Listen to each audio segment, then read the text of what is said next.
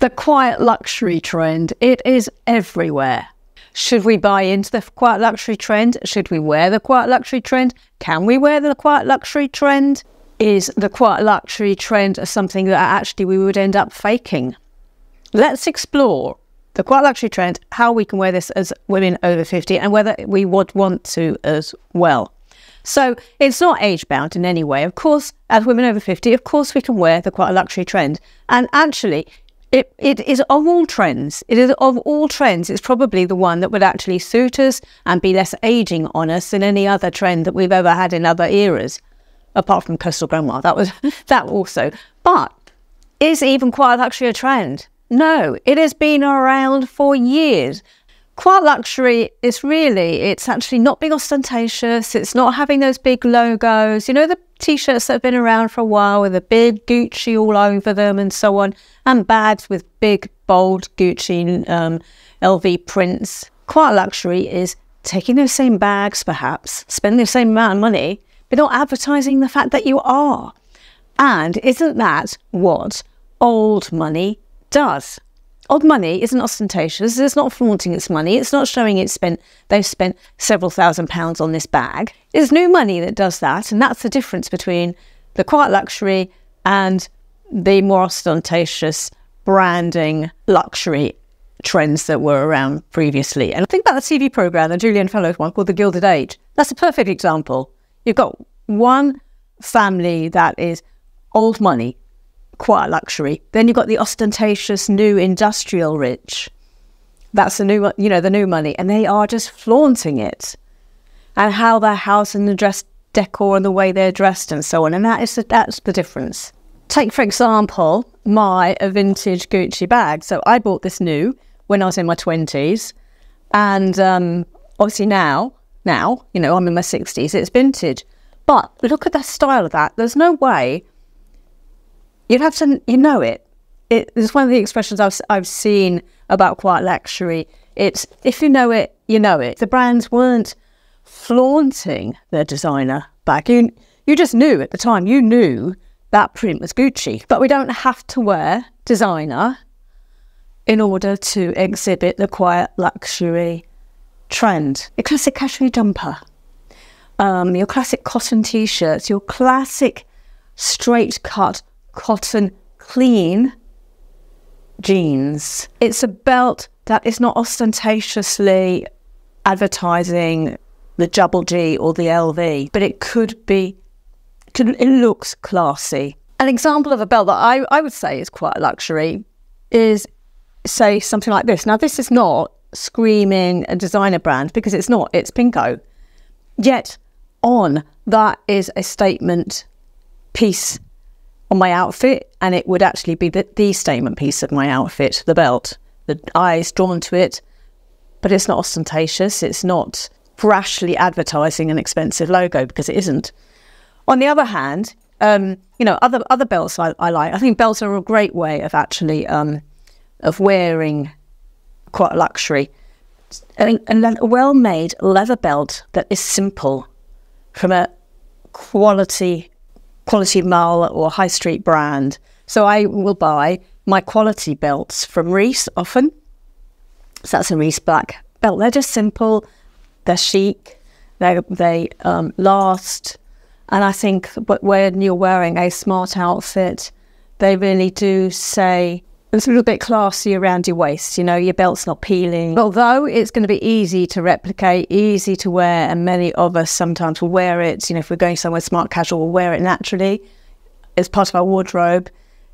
If it isn't, in my opinion, fake is obvious, because it's not just going to be the clothes. You know, anyone can wear a striped shirt like this, a pair of white jeans, a nice leather belt, and a pair of shoes.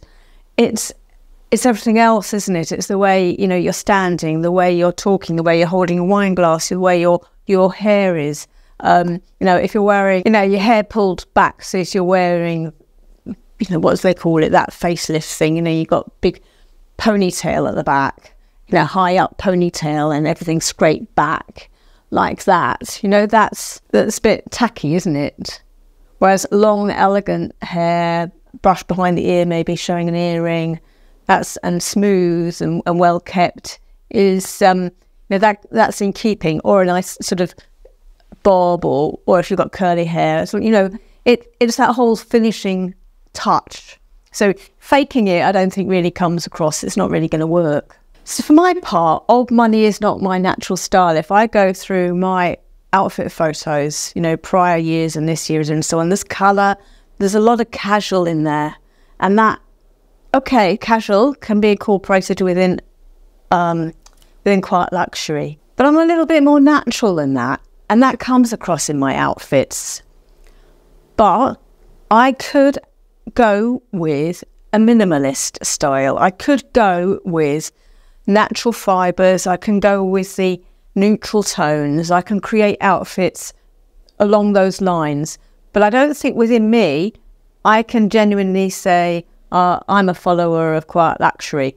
It just doesn't ring true with my style, and therefore that would be faking it. So I've gone through my collection of outfits to see what I could pick out and say, well, that could be quiet luxury. And I think my closest quiet luxury looks were ones that I did this year for a video where I'm wearing white jeans, and in one I'm wearing white jeans with black jacket, black top, black shoes, black bag. I think that's really classy. I think my hair depicts quiet luxury as well, my demeanour and the colouring in the outfit plus the actual outfit itself.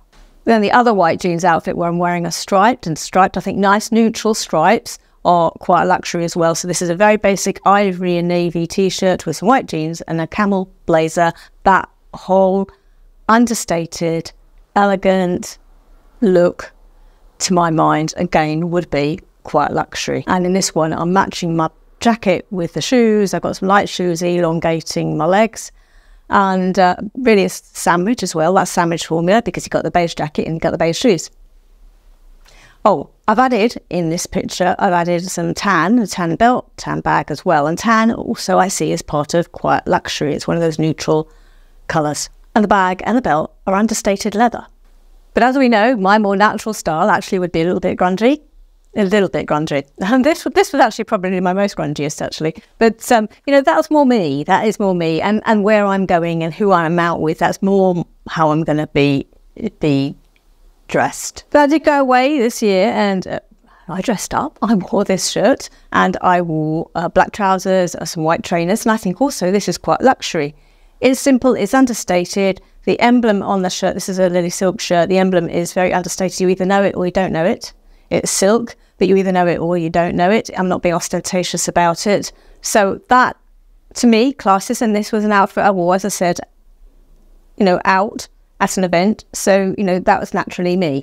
And again, I finished it with a leather belt, and this was the Reese leather belt. Now, here's an example that is not quite luxury. This is brash. And I did this for a challenge years ago. I was wearing this, just trying it on for a video. And so it's a striped shirt. It's not silk. It's cotton, so that's fine.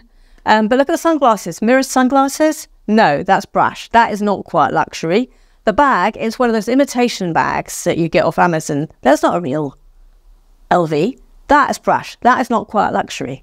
On the other hand, tweed jacket, simple bag, sunglasses that are aviator or say some Ray-Bans, understated, not mirrors. This is a look I would call quite luxury. I could get away with this one, and this is one I did, I wore out, I put it on. It was part of my autumn wardrobe last year. And so it's a modern cut cardigan in a camel colour, white t-shirt underneath. It's got a tweed jacket over the top, well-cut jeans. They aren't, holey, they're not frayed, they're not ripped in any way. Some white trainers that are clean, and simple jewellery. Equally, another autumn or winter look could be a polo neck jumper in a neutral colour. So it could be cream, navy, black, grey, under a jacket, which could be a blazer or it could be a moto jacket, and black trousers or a neutral pair of trousers that just complements that. So this is one example that I wore just naturally, in my life last winter. And equally, this one, navy blouse. I'm wearing sort of a brown leather jacket. I don't really think moto jackets are quite luxury. But, you know, we're talking about me, my natural style and what I have and what I generally wear. And so this is my interpretation of quiet luxury. I could wear this. It would suit me. It would suit my lifestyle. So navy and brown, I think, are lovely together. Unusual combination, but I think they do really go well together. But it's simple. The design on my blouse is simple. My jeans aren't ripped. And then this is another one. It's tan and navy. So they're neutrals and the materials are quality. So it's a cotton shirt, it's cotton unripped jeans, and it's a leather coat and leather boots. So obviously, if you don't wear leather, pleather's good quality pleather or faux leather, absolutely fine. You know, that'll fit that bill. We don't have to be going for, you know, the real thing. But yeah, it's that simplicity and the neutral colours and the non-ostentation that we're looking for. Another one, again, I'm wearing my pleather leather moto jacket, but now I've got ivory polo neck jumper underneath it, and my jeans again. You see how jeans just come into my outfits just so often, but so does a moto. When it's not summer, so does a moto jacket. If you've been following me a while, you'd know that. How do I adapt it for quiet luxury? It's this sort of a way. But if this jumper was simpler, it could be quiet luxury. But the jumper here with buttons down the neck here, which is an attractive jumper. People admired it and complimented me on this jumper a lot, but it wouldn't suit quiet luxury because there's too much going on there. But then on the other hand, you know, a simple cashmere or cashmere effect jumper, no ostentation, no buttons, nothing, no jewellery on the jumper. You know, that's simple, quiet luxury. I'd call this quiet luxury as well. Casually wearing just a slightly oversized grey neutral jumper tucked into a nice pair of jeans that aren't ripped, and simple jewellery. And again, another jumper look, tan jumper with a pair of jeans, white jeans. This would be a nice autumn look. And in this case, I've got pearl earrings with it. So I haven't got a necklace on because there's a lot going on with the jumper. So just a pair of necklace, you know, a pair of earrings. Now, thinking about the winter, something like this, I think, would also be quite luxury. You know, an ivory striped polo neck, thick, cosy jumper that you could wear with some well-cut jeans. That would pass as quite luxury in our casual vibe. And then, of course, you know, you just see your classic polo neck jumper. I talked about one earlier on with a grey one. I've got an ivory one now. Here's black in your classic polo neck jumper. So if you enjoyed this video, how about having a look at the video where I was exploring coastal grandmother for the autumn and winter last year, and I was playing with, in this video, I was playing with interpreting outfits from the Watcher TV show, which is all very coastal grandma. Anyway, that's that.